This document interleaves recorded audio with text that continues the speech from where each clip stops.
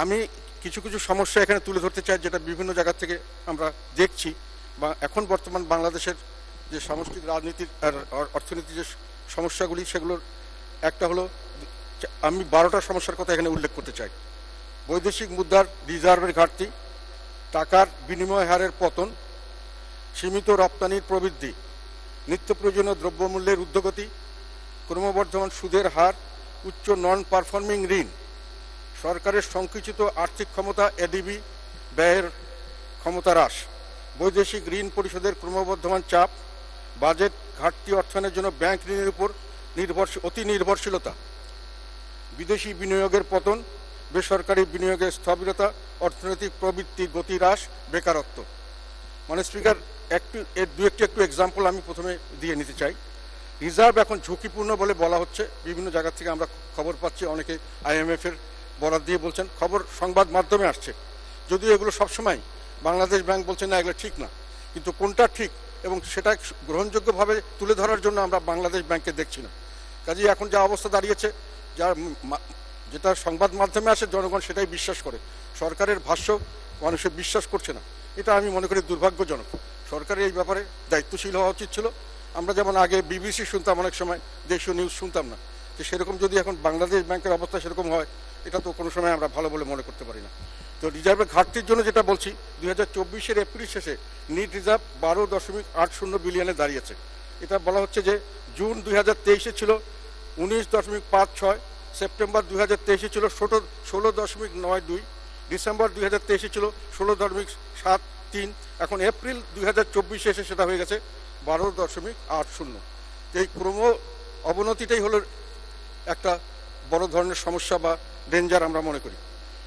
এটা সাধারণত হয় আমাদের আয় করে, আমরা রপ্তানি করে, প্রবাসী আয় ইত্যাদি থেকে যে আসে, তার তখন যখন আমরা রপ্তানি বেশি করি, তখনই এই রিজার্ভগুলো পতন হতে থাকে। সেখানে এখন আমাদের 3 মাসেরও কম রিজার্ভ, সেই কারণে এটা ঝুঁকিপূর্ণ, অনেক কিছু বলা হচ্ছে। আমি হয়তো সেগুলো দিকে যাচ্ছি না। আমার কথা হলো, রপ্তানি আয় একটা জায়গায় গিয়ে আমাদেরকে এমনভাবে দাঁড়া করাতে হবে, রপ্তানি এবং প্রবাসী আয়, যাতে করে আমদানি চেয়ে আমরা উপরে থাকতে পারি। আমরা আমদানিকে কমিয়ে আনছি, রপ্তানি ও প্রবাসী আয় বাড়ানোর চেষ্টা করে হয়তো পারছি না, আমদানিকে কমিয়ে আনছি। কিন্তু এখানে একটা বিষয় মানে স্পিকার, যেটাকে আমদানিকে কমাতে চাইলেও একটা লেভেলের নিচে আমরা আমদানি কোনোদিনই আনতে পারবো না। কারণ আমদানি কতগুলো বিষয়, আমরা আমদানি উপরে সম্পূর্ণ নির্ভরশীল, এবং সেগুলো বাদ দিলে তো আমরা দেশে বসবাসই করতে পারবো না। যেমন পেট্রোলিয়াম প্রোডাক্টস, যেমন এখন LNG গ্যাস, যেমন অনেক খাদ্যশস্য আছে, যেমন সয়াবিন তেল, যেমন চিনি, অনেক কিছু আছে যেগুলো আমাদের না হলেই চলবে না। তো এগুলো তো আমাকে আমদানি করতেই হবে। তো সেই কারণে যদি এটা ক্রমাগত নিচের দিকে চলে যেতেই থাকে রিজার্ভ, এবং তাহলে আমাদের সামনের দিকে একটা বড় ধরনের বিপর্যয় সৃষ্টি হতে পারে। যদি রিজার্ভটা এখন যদি আশঙ্কাজনক হয়, এরপরে আরও আশঙ্কাজনক হবে, এবং তারপরে এটা একটা বিশৃঙ্খলা সৃষ্টি করতে পারে। তো রিজার্ভের সঙ্গে আমি স্পিকার, এখানে একটা জিনিস খুব সামান্যই, আমরা অনেক সময় বলি রিজার্ভ ঠিক কম থাকলে কী অসুবিধা আছে। আমি দেখতে পাচ্ছি যে রিজার্ভের সঙ্গে সঙ্গে কিন্তু আমাদের কতগুলো জিনিস একসঙ্গে জড়িত হয়ে গেছে। সেটা হলো টাকার বিনিময় হারে পতন হচ্ছে, রিজার্ভ হচ্ছে না, আমরা আমদানি ব্যয় কমানোর চেষ্টা করছি, যার জন্য টাকা অবমূল্যায়ন হচ্ছে, ডলারের দাম বেড়ে যাচ্ছে। একই সঙ্গে নিত্য প্রয়োজনীয় ঊর্ধ্বগতি ঠেকানো যাচ্ছে না, যেহেতু ডলারের দাম কম, ইম্পোর্টের জিনিসের দাম বাড়ছে।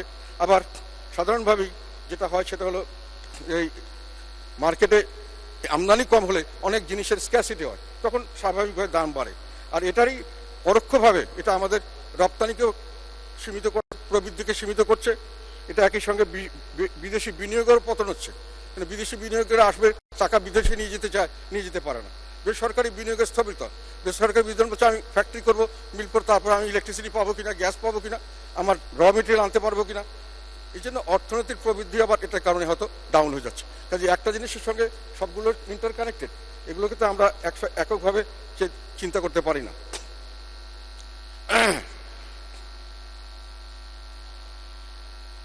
আমার সেটা কথা আমি ওয়ার্নিং হিসাবে বলতে চাই, আমদানি ব্যয় সংকোচনের ফলে সর্বনিম্ন স্তরে নিয়ে আসার মাধ্যমে যদি রিজার্ভের স্থিতিশীলতা অবস্থা ধরে রাখা না যায়, তাহলে সার্বিক অর্থনীতিতে একটা বিশৃঙ্খল পরিস্থিতি যে কোনো সময় সৃষ্টি হতে পারে। স্পিকার, আমি এই প্রেক্ষিতে এখন বাজেটের সম্পর্কে কথা বলা শুরু করি। কিন্তু 2024-2025 অর্থ বছরের বাজেট একটি গতানুগতিক বাজেট বলে আমাদের মনে হয়েছে। এর আগের বছর যেরকম ছিল, তার আগের বছর যেরকম ছিল, তার আগের বছর যেরকম ছিল, সেই একই ইনক্রিমেন্টাল এক একটা হেড 10%, 5% বাড়ানো কমানো, এই আর কি। আর এর সঙ্গে ধারাবাহিকতা রাখা হয়েছে ওইটাই। আর অর্থনৈতিক পরিস্থিতি যে সংকটময়, এটা বাজেট বক্তৃতার সময় অনেক ক্ষেত্রে উল্লেখ করা হয়েছে, কিন্তু বাজেট বরাদ্দর সময় আমরা এটা এইভাবে দেখছি না। সেই কারণে আমরা যেটা দেখতে পাচ্ছি যে বর্তমানে সারা বিশ্বে আমাদের দেশের চরম যে অর্থনৈতিক দুর্দশা, সেই অনুযায়ী বাজেটটা উত্তরণের জন্য তেমন কোনো স্পষ্ট দিক নির্দেশনা দিতে পারছে না। কিছু কিছু সমস্যা আমি যেটা আগেই বললাম বাজেট বক্তৃতায় স্বীকার করা হয়েছে, কিন্তু এটা সমাধানগুলো যেটা দেওয়া হয়েছে সেটাতে সমাধানের পরিবর্তে সমস্যা আরও অ্যাগ্রেভেট করবে বলে আমাদের বিশ্বাস। আমি পরে এটাতে আসছি। আমি বাজেটটা সম্পর্কে সংক্ষেপে বলি। সবাই আপনারা জানেন বাজেট আমরা প্রস্তাবিত 24-25-এর বাজেট হলো 7,97,000, মানে 8 লক্ষ কোটি টাকার মতো। পরিচালন ব্যয় ধরেছে 5,06,900, 5,07,000 কোটি টাকার মতো। আর পরিচালন ব্যয়ের সঙ্গে উন্নয়ন ব্যয় 2,81,000 কোটি টাকার মতো মিলে হয় বাজেটে 8 লক্ষ কোটি টাকার মতো, 7,97,000। আর বার্ষিক উন্নয়ন ব্যয়ের মধ্যে, যাই হোক পরে এটা আসছি আমি। প্রথম হলো আর রাজস্ব, এর থেকে আমি রাজস্ব আদায়ের জন্য যে খরচ ঠিক করার পরে রাজস্ব আদায় আমরা টার্গেট করেছি 5,45,000 কোটি টাকা। আর সেখান থেকে কর থেকে 4,95,000 কোটি টাকা। তো দেখা যাচ্ছে যে সামগ্রিক ঘাটতি দাঁড়াচ্ছে, বাজেট যেটা আমরা খরচ করার চিন্তা করেছি সেটা থেকে রাজস্ব বাদ দিলে সামগ্রিক ঘাটতি দাঁড়াচ্ছে 2,56,000 কোটি টাকার মতো। এবং এটা ঘাটতির যেটা অর্থ সংস্থান করছি আমরা সম্পূর্ণ ঋণের উপরে। সেখানে আমরা ঋণ নিচ্ছি, বৈদেশিক নিচ্ছি 1,27,200 কোটি টাকা, যেটা 10.82 বিলিয়ন। আমরা যদি 117 টাকা 50 পয়সা করে ডলার ধরি, তো সেখানে আমরা দেখছি যে বৈদেশিক ঋণ নিচ্ছি আমরা 10.82 বিলিয়ন ডলার, কিন্তু নিট পাচ্ছি হলো আমরা 7.72 বিলিয়ন ডলার, মানে 90,700 কোটি টাকা। তো এখানে দেখা যাচ্ছে যে কেন যে বৈদেশিক ঋণ নেওয়ার সময় আমাদেরকে একটা 3.11 বিলিয়ন ডলার আগেই প্রথমেই শোধ করে দিচ্ছে কিস্তি হিসাবে। তার মানে ঋণ নিয়ে আমরা ঋণকে শোধ করে তারপরে সেই ঋণ ব্যবহারের জন্য যাচ্ছি। তো মোট বৈদেশিক ঋণ হচ্ছে 90,000 কোটি টাকা, আর আভ্যন্তরীণ ঋণ হচ্ছে 1,60,900 কোটি টাকা। মোট ঘাটতি দেখা যাচ্ছে 2,51,600 কোটি টাকা। এটা সম্পূর্ণ আমরা ঋণের থেকে এটা আমরা মেটানোর জন্য বাজেটে প্রস্তাব করেছি। আমরা যেহেতু ঋণ নিয়েই ঋণের শোধ করি, এটার পরে আমি আরেকটা জিনিস পরিচালন ব্যয়ের মধ্যে আসি। সেখানে আমাদের পরিচালন ব্যয়ের আবর্তক যেটা, সেটা ধরা হয়েছে 4,68,983 কোটি টাকা, 4.5 লক্ষ ধরে। তার মধ্যে আভ্যন্তরীণ সুদ এবং বৈদেশিক ঋণের সুদ, আমাদের দেশীয় যে সুদ দিচ্ছি এবং আমরা বিদেশি যে সুদ দিচ্ছি সেটা মিলে 1,13,000 কোটি টাকা। তার মানে এটা যে দাঁড়াচ্ছে প্রায় 1/4 আমরা ব্যয় করছি, তার পূর্বে নেওয়া ঋণেরই শোধ করছি 1/4। এবং এই শোধ করতে গিয়ে আমরা দেখা যাচ্ছে যে এখানে আমাদের বার্ষিক উন্নয়ন কর্মসূচির জন্য যেটা আমরা এখানে দেখতে পাচ্ছি, যেটা ঋণ নির্ভর হয়ে যাচ্ছে সব কিছু। এখন বার্ষিক উন্নয়ন কর্মসূচিতে আমরা যেটা দেখেছি 2,65,000, আর এডিবিতে 7,06,000, সব সুদে 2,72,000 মতো।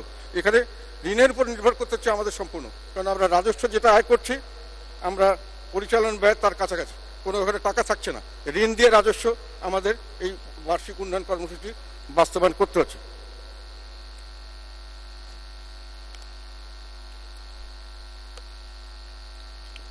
এখানে একটা জিনিস মানে স্পিকার,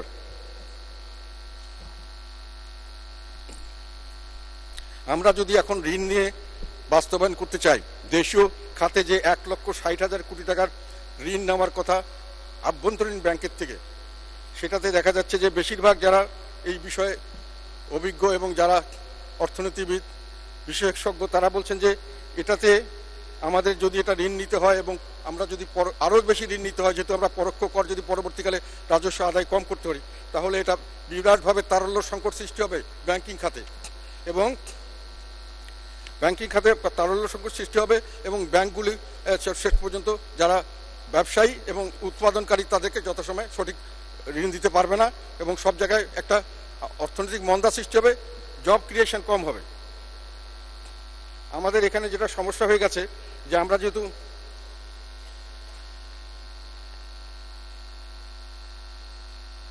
আর তারল্য সংকট হলে বেকারত্ব বাড়বে। আর যদি আমরা রাজস্ব বাড়িয়ে এটা শোধ করতে চাই, এই ঋণটা কমাতে চাই, তাহলে রাজস্ব বাড়াতে গেলে আমরা বেশিরভাগ নির্ভর করছি পরোক্ষ করের উপর। তাহলে যেটা হবে সেটা হলো পরোক্ষ করের চাপে দ্রব্যমূল্যের ঊর্ধ্বগতি হবে, সাধারণ মানুষ কষ্ট পাবে। একদিকে আমরা বাজেট বাস্তবায়ন করতে গিয়ে যদি আমরা বেশি কর আরোপ করতে চাই, মূল্যস্ফীতি হবে। আর যদি আমরা ব্যাংকের থেকে লোন নিয়ে কর আরোপ না করে ব্যাংকের থেকে নিতে চাই, তাহলে চাকরি বাকরি বেকারত্ব বাড়তে থাকবে। তা উভয় সংকট। সেজন্য আমরা মনে করি, এবং অনেক অর্থনীতিবিদ এখানে বলেছেন যে উন্নয়ন বাজেটটা এবার কমানো উচিত ছিল। উন্নয়ন বাজেট কমালে এইখানে কম সমস্যার সৃষ্টি হতো। এটা যদি উন্নয়ন বাজেট নিয়ে আমরা আরও বাড়াই, তাহলে এই সমস্যা আমরা কোনো সময় সমাধান করতে পারবো না।